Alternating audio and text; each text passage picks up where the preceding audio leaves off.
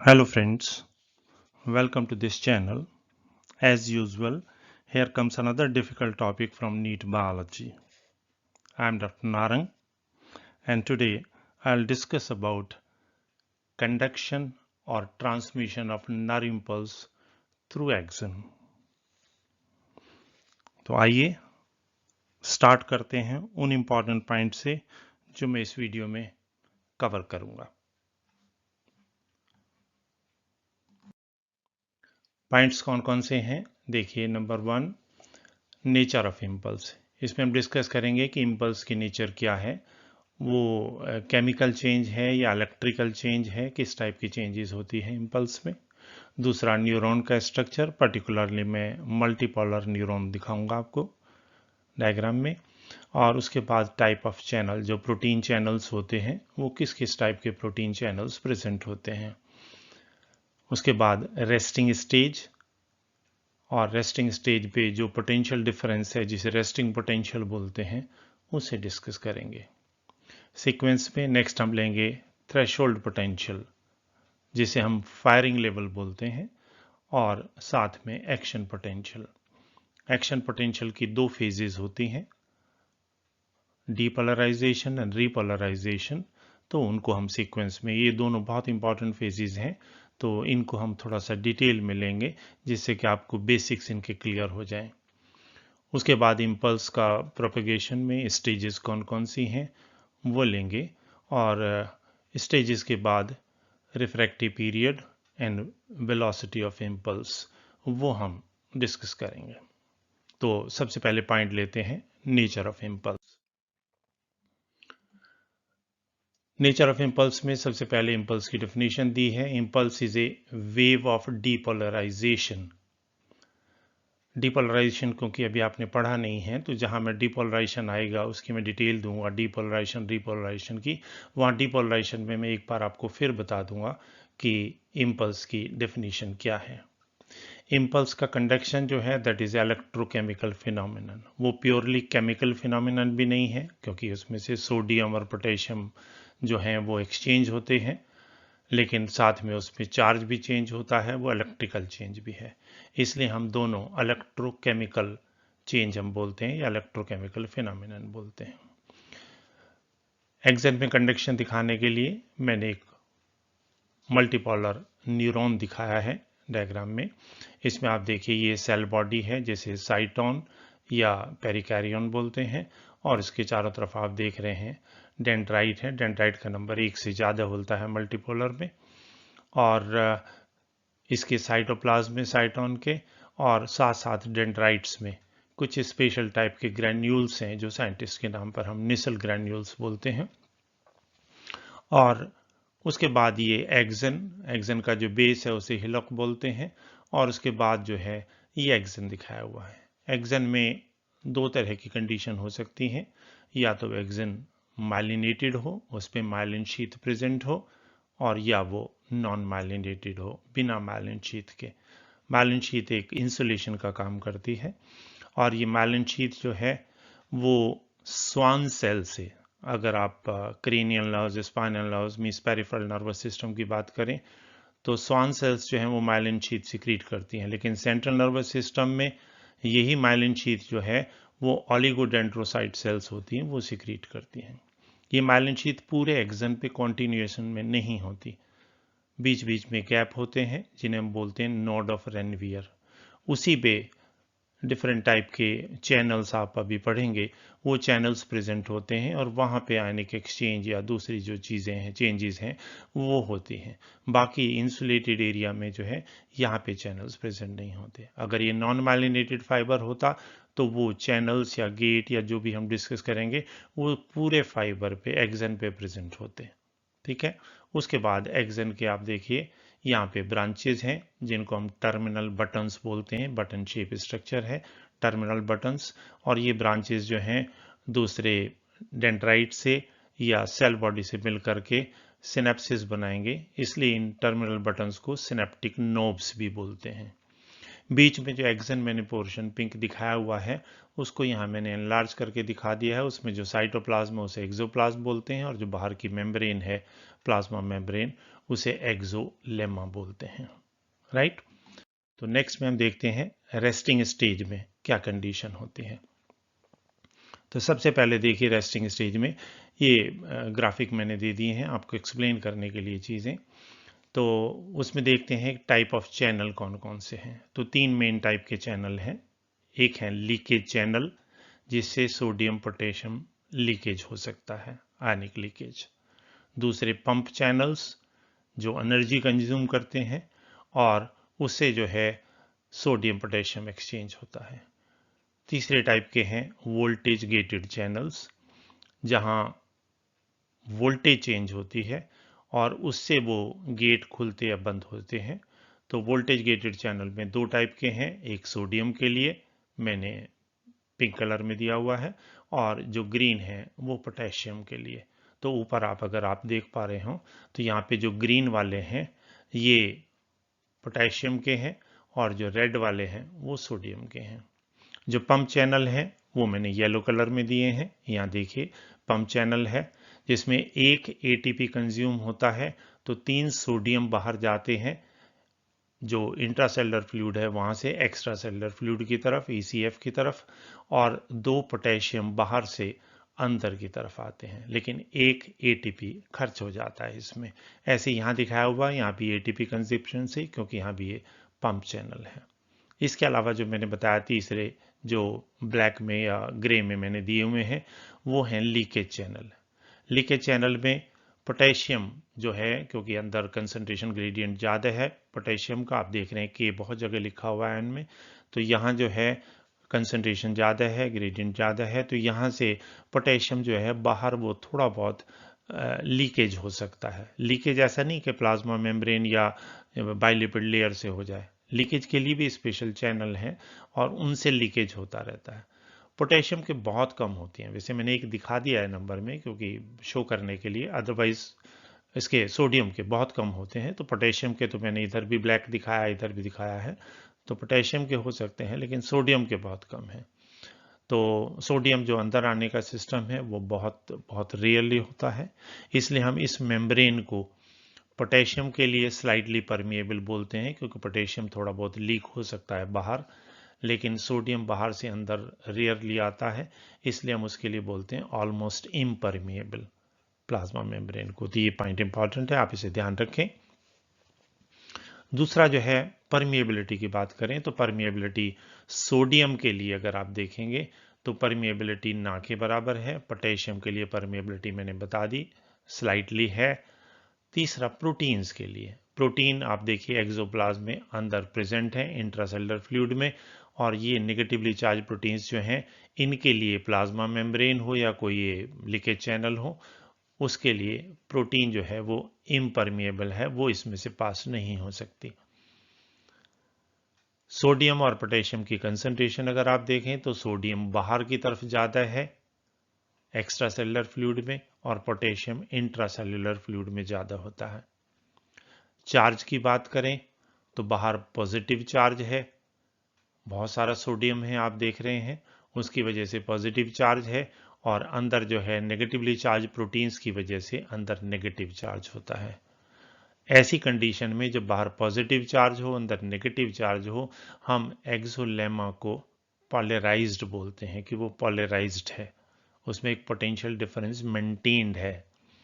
ये potential difference resting stage पे अगर आप देखें, मैंने बताया था रेस्टिंग स्टेज के पोटेंशियल डिफरेंस को हम रेस्टिंग पोटेंशियल बोलते हैं, इसकी वैल्यू -70 मिली वोल्ट होती है। माइनस साइन हम अंदर का यूज करते हैं जो इंट्रासेलुलर फ्लूइड की तरफ है, तो वो माइनस, और ये पोटेंशियल डिफरेंस 70 मिली वोल्ट का है। जो आपने टॉर्च में सेल वगैरह देखे होंगे उनमें 1.5 वोल्ट होता है पोटेंशियल डिफरेंस। 1.5 वोल्ट मीन्स 1500 मिली वोल्ट्स, ठीक है। तो उसका करीब करीब 1/20th पार्ट आप ले लीजिए उसका, तो जो 20th पार्ट है वो करीब 70-75 मिली वोल्ट होगा। तो ऐसी वैल्यू बहुत कम नहीं है, आपको ज़रूर लग रही होगी मिली वोल्ट में, लेकिन ये काफ़ी वैल्यू है। और ये पोटेंशियल डिफरेंस पूरे एक्सन पे या पूरे न्यूरॉन पे जो है वो मेंटेन होता है, तभी वो जो इम्पल्स है उसको कंडक्ट कर सकता है न्यूरॉन। तो ये पोटेंशियल डिफरेंस मेंटेन रहना ज़रूरी है। तो -70 मिली वोल्ट ध्यान रखिए, ये नॉर्मली पोटेंशियल डिफरेंस होता है।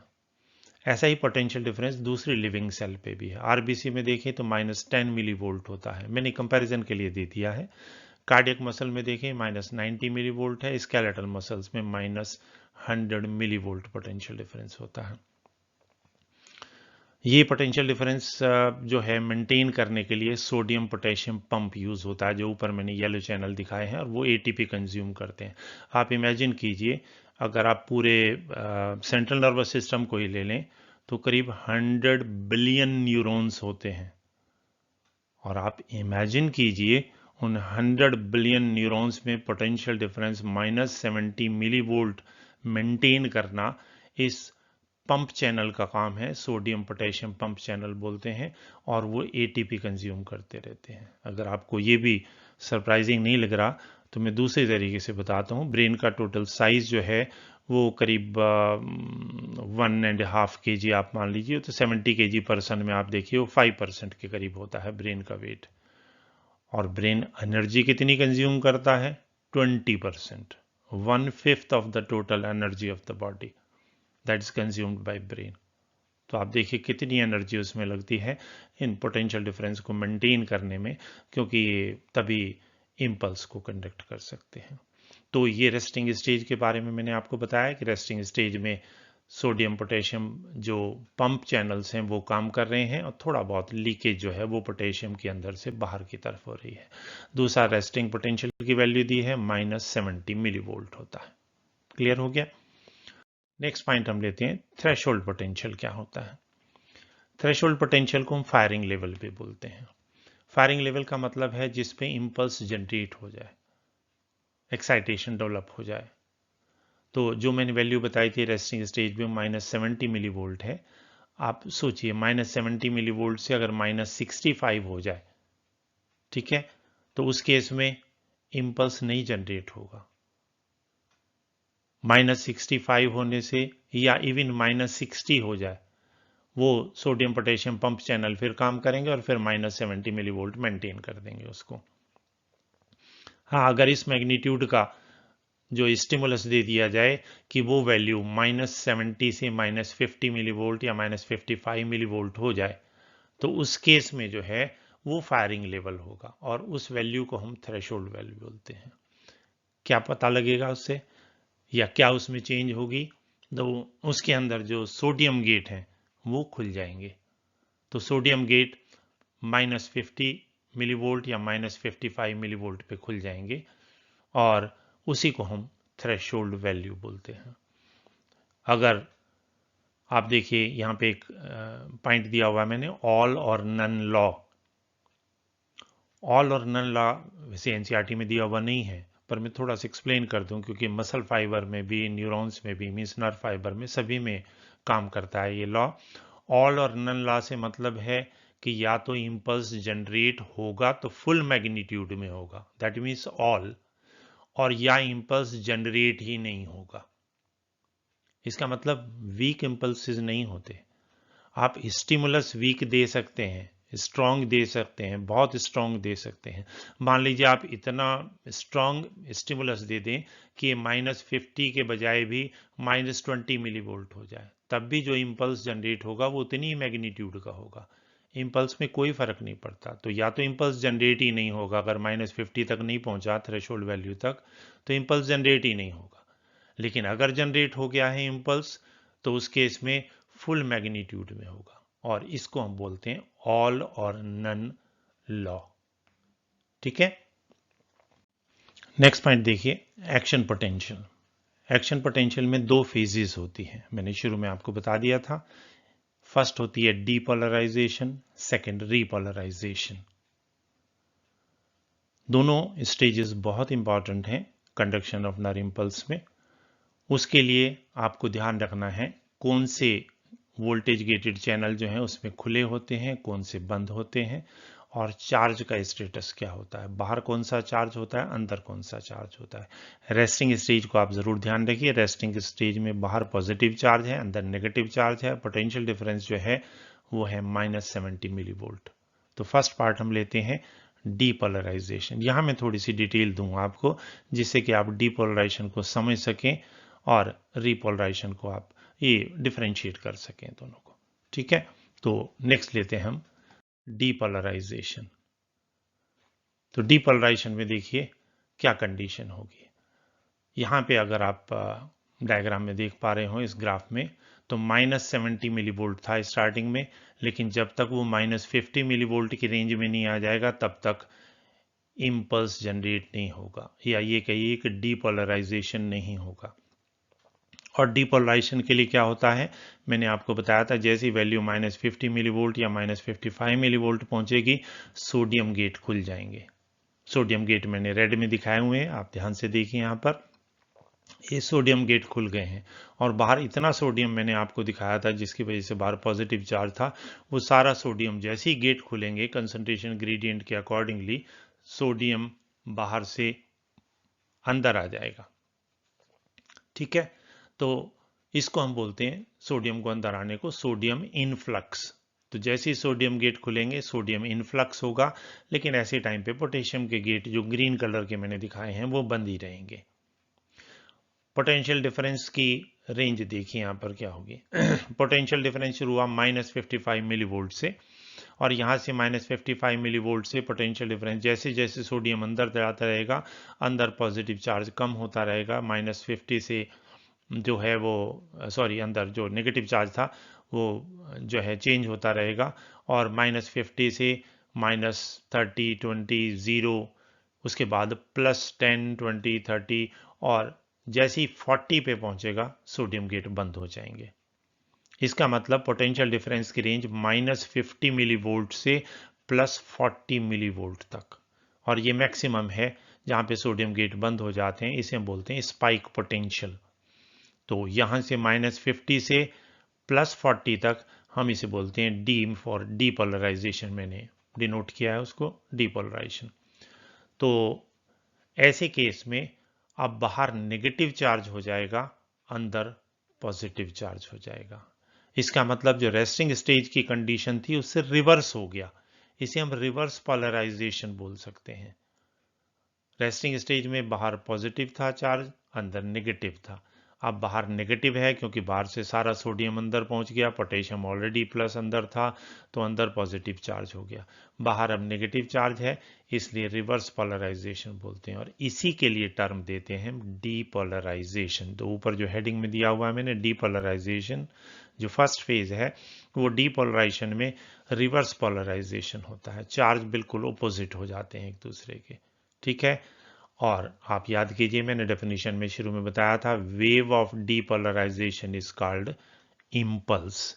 इसका मतलब इस समय इस जो नोड है इसके अंदर इम्पल्स है, आपको नहीं दिखाई दे रही, चलिए मैं इम्पल्स आपको दिखा देता हूं। ये इम्पल्स इसके अंदर आ गई। तो अब इस कंडीशन में जब इम्पल्स होती है या वेव ऑफ डीपोलराइजेशन होता है या बाहर नेगेटिव अंदर पॉजिटिव चार्ज होता है, उस कंडीशन के लिए हम ये स्टेज यूज करते हैं। और इसमें ध्यान रखिए सोडियम गेट खुलने की वजह से होता है, पोटेशियम गेट बंद ही होते हैं। अब पोटेंशियल डिफरेंस यहां से -50 से +40 मिली वोल्ट पे पहुंचेगा जहां सोडियम गेट बंद होंगे, और दूसरी फेज के लिए रिपोलराइजेशन के लिए पोटेशियम गेट खुल जाएंगे, उसी +40 मिली वोल्ट पे पोटेशियम गेट खुल जाएंगे। तो नेक्स्ट हम लेते हैं उसमें नेक्स्ट स्टेज रिपोलराइजेशन की। तो रिपोलराइजेशन में देखिए उसी तरह से फाइबर मैंने दिखाया, लेकिन अब आप देख पाएंगे कि यहाँ जो मैंने ग्रीन वाले दिखाए हैं वोल्टेज गेट, मैं वोल्टेज गेट चैनल के बजाय मैं वोल्टेज गेट ही वर्ड यूज करूंगा क्योंकि एक पर्टिकुलर वोल्टेज पे खुलते या बंद होते हैं, तो चैनल में बार बार उससे कंफ्यूज ना करें आप, इसलिए मैं चैनल वर्ड यूज नहीं कर रहा हूँ। तो ये वोल्टेज गेट जो ग्रीन वाले हैं वो खुल गए हैं, और ये यहाँ मैंने लिखा है जो पोटेशियम आयंस के गेट हैं वो खुल जाते हैं। और पोटेशियम क्योंकि अंदर बहुत ज़्यादा था, कंसंट्रेशन पोटेशियम की आपने देखी थी रेस्टिंग स्टेज में अंदर ज़्यादा था, अब वो पोटेशियम बाहर निकलना शुरू हो जाता है इन ग्रीन वाले जो मैंने वोल्टेज गेट दिए हैं। ऐसे में सोडियम के गेट जो +40 मिलीवोल्ट पे बंद हो गए थे अब वो बंद ही रहेंगे, लेकिन पोटेशियम के गेट खुल जाएंगे और अब शुरू होगा रीपोलराइजेशन। उसी तरह से पोटेंशियल डिफरेंस +40 से फिर +30 +20 0 माइनस, और ये -70 से कभी कभी, क्योंकि पोटेशियम गेट ज़्यादा देर तक खुले रहते हैं, वो -80 मिलीवोल्ट तक पहुंच जाता है। इसको हम बोलते हैं हाइपर पोलराइजेशन। तो यहाँ मैंने लिखा है कि एक्सोलेमा रीपोलराइज हो गया है, इसे आप हाइपर पोलराइजेशन बोलेंगे। और ऐसी कंडीशन में बाहर पॉजिटिव चार्ज है, अंदर नेगेटिव चार्ज है। पोटेंशियल डिफरेंस देखें तो जनरली -70 मिलीवोल्ट होता है। अब आप देखिए वैल्यू सेम है, क्या इसे हम रेस्टिंग स्टेज कह सकते हैं? बाहर पॉजिटिव चार्ज है, अंदर नेगेटिव चार्ज है, वैल्यू भी -70 मिलीवोल्ट है जो रेस्टिंग स्टेज में थी। क्या कह सकते हैं रेस्टिंग स्टेज? नहीं कह सकते, क्योंकि रेस्टिंग स्टेज में बाहर सोडियम था जिसकी वजह से पॉजिटिव चार्ज था, अंदर पोटेशियम था और जो नेगेटिवली चार्ज प्रोटीन्स थी वो अंदर थी। लेकिन यहां तो बाहर पोटेशियम की वजह से पॉजिटिव चार्ज है, so this is not resting stage. तो अब क्या होगा? अब रेस्टोरेशन ऑफ रेस्टिंग पोटेंशियल वो दोबारा से होगा, तो -70 मिलीवोल्ट ही रहेगा, लेकिन अब सोडियम पोटेशियम जो पंप चैनल है वो एक्टिवेट हो जाएंगे, और उनके एक्टिव होने से आप याद कीजिए जो मैंने येलो कलर में चैनल दिखाए थे उसमें 3 सोडियम जो हैं, अंदर इतना सोडियम है, अब 3 सोडियम बाहर जाएंगे और बाहर से 2 पोटेशियम अंदर आएंगे, वो एक्सचेंज होगा, उसमें एनर्जी कंज्यूम होगी।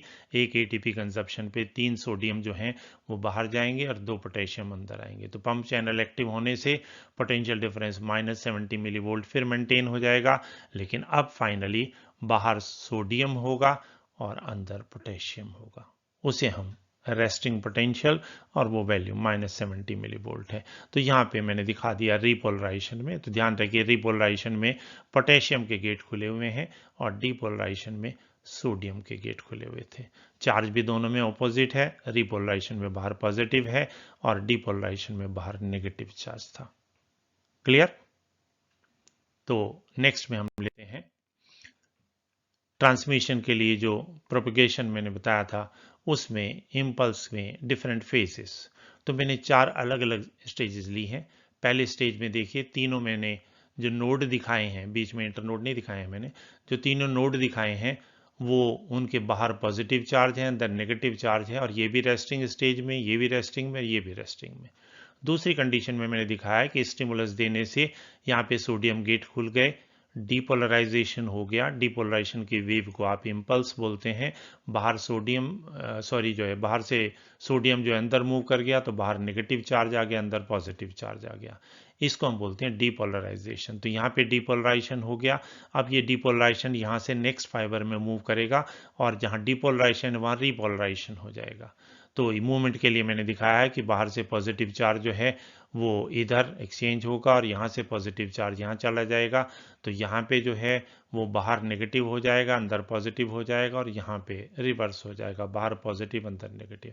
इसका मतलब ये जो डीपोलराइजेशन है या जिसे आप इम्पल्स बोलते हैं वो इम्पल्स अब यहाँ से यहाँ आ गई है, और ये फाइबर जो पहले डिपोलराइजेशन था वो रीपोलराइजेशन, क्योंकि वहाँ पोटेशियम के गेट खुल गए होंगे और वो रीपोलराइजेशन हो गया। इसी तरह से यहाँ से नेक्स्ट पे अब ये यहाँ पहुँच जाएगा फोर्थ स्टेज में डिपोलराइजेशन। जो पहले डिपोलराइज्ड फाइबर था वो रीपोलराइजेशन स्टेज में आ गया, और जो रीपोलराइजेशन में था वहाँ sodium potassium pump channel start होने की वजह से वो जो है बाहर सोडियम ज़्यादा हो गया, वो रेस्टिंग स्टेज आ गई। इस तरह से ये जो है डिपोलराइजेशन की या इम्पल्स की कंडीशन है, वो यहाँ से इम्पल्स दूसरे नोड पे और दूसरे से तीसरे नोड पे पहुंच रहा है। अब देखिए इम्पल्स पूरे एक्सन के थ्रू ट्रेवल नहीं कर रहा, एक नोड से दूसरे नोड पे जा रहा है। यहाँ था, यहाँ से यहाँ आ गया और यहाँ से यहाँ आ गया। तो ये जो चेंज हो रही है ये जंपिंग से हो रहा है। इससे क्या होता है, वेलोसिटी बहुत फास्ट हो जाती है। आपने अगर देखा हो कैंगरू में मूवमेंट, वो जंपिंग से होता है, उसे साल्टेटोरियल लोकोमोशन बोलते हैं जो कैंगरू में होता है। ऐसे यहाँ पे देखिए जो कंडक्शन है ये माइलिनेटेड फाइबर्स में, वो साल्टेटरी कंडक्शन है। साल्टेटरी मीन्स बाई जंपिंग, क्योंकि नोड टू नोड चेंजेस हो रही, बीच में तो गेट ही नहीं है इंटरनोड में। तो तो वहाँ पे तो ऐसी चेंजेस ही नहीं हो रही। तो माइलिनेटेड फाइबर में इम्पल्स का कंडक्शन बहुत फास्ट होता है और इसको हम साल्टेटरी कंडक्शन बोलते हैं क्योंकि जंपिंग से होता है। दूसरा, ये कंडक्शन ऑफ इम्पल्स जो मैंने स्टेजेस में दिखाया वो इकोनॉमिकल भी है। इकोनॉमिकल इन द सेंस क्योंकि नोड टू नोड होगा। अगर पूरे न्यूरॉन पे, अगर पूरे एक्सन पे आप देखें तो बहुत सारे सोडियम गेट, बहुत सारे पोटेशियम गेट होंगे जो नॉन माइलिनेटेड फाइबर में होते हैं। लेकिन यहाँ पे माइलिनेटेड फाइबर है, इसका मतलब जहाँ पे माइलिनेशन है या इंसुलेशन है वहाँ पर तो ये गेट ही नहीं होंगे। इसका मतलब गेट थोड़े से पोर्शन में है, उन्हीं की वजह से ये जो डीपोलराइजेशन और रिपोलराइजेशन की फेजेज आ रही हैं और इम्पल्स यहाँ से यहाँ दूसरे फेज में आ रहा है, नोड से नोड में।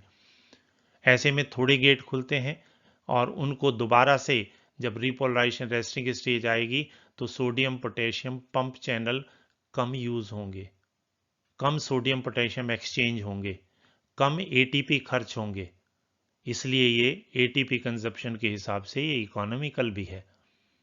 इसलिए आप देखते हैं कि ज़्यादा, चाहे वो क्रेनियल नर्व्स हों या जो स्पाइनल नर्व्स वगैरह सभी हैं, उन सब में जो है वो माइलिनेटेड फाइबर्स होते हैं। हाँ, दूसरी बात है कि मोलस्क वगैरह में, आप स्क्विड वगैरह में देखें और या उसमें देखें सीपिया वगैरह में, कटल फिश में, वहाँ पे जो है जो नॉन माइलिनेटेड फाइबर मेजॉरिटी में होते हैं। लेकिन उसका एक अल्टरनेटिव भी है कि उनके अंदर जो न्यूरॉन्स हैं वो बहुत थिक होते हैं। तो मैं नेक्स्ट पॉइंट में आपको एक्सप्लेन करूंगा थिक न्यूरॉन होने से क्या फ़ायदा है। तो ध्यान रखिए, मॉलस्क में चाहे वो सीपिया हो, चाहे वो लालिगो हो, स्क्विड हो, उसमें 1 मिलीमीटर थिकनेस तक होते हैं न्यूरॉन। तो नेक्स्ट पॉइंट हम लेते हैं रिफ्रैक्टरी पीरियड। रिफ्रैक्टरी पीरियड देखिए क्या होता है। दो लगातार स्टिमुलाई दिए जाएं और दोनों से इम्पल्स जनरेट हो जाए तो उनके बीच में जो मिनिमम टाइम पीरियड होगा, दो स्टिमुलाई जो आपने दिए उनके बीच में मिनिमम, आप मान लीजिए 5 सेकेंड में दे रहे हैं दूसरा स्टिमुलस, दो इम्पल्स जनरेट हो जाएंगे। वो 1 सेकेंड में दे रहे हैं तब भी हो जाएगा, आधे सेकेंड में दे रहे हैं दूसरा स्टिमुलस तब भी आपको इम्पल्स जनरेट हो जाएगा। तो मिनिमम कितना करें कि उससे कम करने पे दो इम्पल्स जनरेट ना हो पाए दो कॉन्सिक्यूटिव स्टिमुलाई से। उस मिनिमम पीरियड को हम बोलते हैं जिसमें दो स्टिमुलाई जो हैं वो दो इम्पल्स जनरेट कर दें, उसको हम बोलते हैं रिफ्रैक्टिव पीरियड। इसे इस तरह से समझ लीजिए, रिफ्रैक्टिव पीरियड इसलिए ज़रूरी है कि जब तक जो पहला फाइबर जो डीपोलराइज हुआ, जब तक वो रीपोलराइज ना हो जाए या रेस्टिंग स्टेज में वापस ना आ जाए, तब तक दूसरा इंपल्स नहीं ट्रेवल कर सकता। तो जितना टाइम रेस्टिंग पोटेंशियल को रिकवर करने में लगता है उसको हम रिफ्रैक्टिव पीरियड बोलते हैं। रिफ्रैक्टिव पीरियड की जो वैल्यू एवरेज साइज के न्यूरॉन में है वो 1 मिली सेकेंड होती है।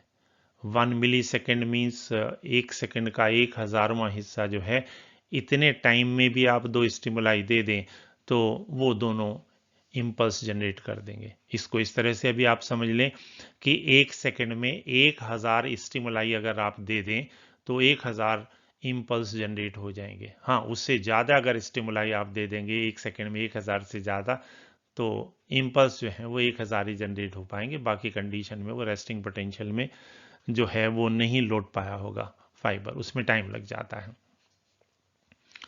लास्ट पॉइंट हम लेते हैं वेलोसिटी ऑफ इम्पल्स, कि वेलोसिटी होती कितनी है। तो वेलोसिटी जो एक्सन के थ्रू है वो दो फैक्टर पे डिपेंड करती है। एक तो माइलिन शीथ है या नहीं है, क्योंकि माइलिन शीथ में साल्टेटोरियल आपको पता है, साल्टेशन से जो है वो जंपिंग से होता है, तो उसमें जो है कंडक्शन फास्ट होता है। और नॉन माइलिनेटेड में क्योंकि पूरे गेट, पूरे सरफेस पे गेट खुलेंगे सारे एक साथ और सारे एक साथ बंद होंगे, वो बहुत ज़्यादा स्लो हो जाता है। दूसरा क्रॉस सेक्शन एरिया पे डिपेंड करता है कि न्यूरॉन का डायमीटर कितना है, सरफेस एरिया कितना है। तो वो थिकनेस से सरफेस एरिया ज़्यादा होगा तो उसमें गेट ज़्यादा होंगे, जल्दी से पोटेंशियल डिफरेंस चेंज हो पाएगा। अगर बहुत थिन है फाइबर तो आप अगर इलेक्ट्रिक फाइबर से, इलेक्ट्रिक उससे वायर से आप कंपेयर करें तो इलेक्ट्रिक वायर जितना थिन होगा उसमें रेजिस्टेंस उतना ज़्यादा होगा, कंडक्शन उतना कम हो जाएगा। इसमें भी ऐसा ही है, जितना न्यूरॉन थिन होगा उसमें कंडक्शन बहुत स्लो हो पाएगा, क्योंकि गेट बहुत लिमिटेड होंगे, उतना पोटेंशियल डिफरेंस लाने के लिए बहुत देर लग जाएगी। तो अगर थिक है फाइबर तो कंडक्शन फास्ट होगा। दूसरा माइलिनेटेड है तो कंडक्शन फास्ट होगा। अब देखिए वेलोसिटी होती कितनी है ह्यूमन में इम्पल्स की। वो वेलोसिटी है 100 मीटर पर सेकेंड और 2 मीटर पर सेकेंड। एवरेज साइज के न्यूरॉन में मैंने दे दिया है। अब आप कहेंगे दो वैल्यू कैसे हैं, आप समझ गए होंगे अब तक। दो वैल्यू इसलिए हैं कि अगर वो माइलिनेटेड है तो उसमें वेलोसिटी होगी 100 मीटर पर सेकेंड एक्सन में, और अगर वो नॉन माइलिनेटेड है तो आप समझ सकते हैं वो कितनी स्लो होगी, कितनी कम स्पीड होगी, और वो है 2 मीटर पर सेकेंड। तो माइलिनेटेड में 50 टाइम्स वेलोसिटी होती है नॉन माइलिनेटेड के कंपैरिजन में। तो जो मैं बता रहा था सीपिया में और उसमें मीन्स कटल फिश में और उसमें लालीगो में, उन दोनों के केस में जो है वहाँ पर न्यूरॉन्स बहुत थिक होते हैं, तो उससे कंपेंसेट कर लेते हैं। क्रॉस सेक्शन एरिया उनका बहुत ज़्यादा होता है, सरफेस एरिया बहुत ज़्यादा होता है, अदरवाइज उसमें माइलिन शीथ नहीं होती। तो जो भी हायर एनिमल हैं उन सब में माइलिनेटेड फाइबर्स प्रेजेंट होते हैं।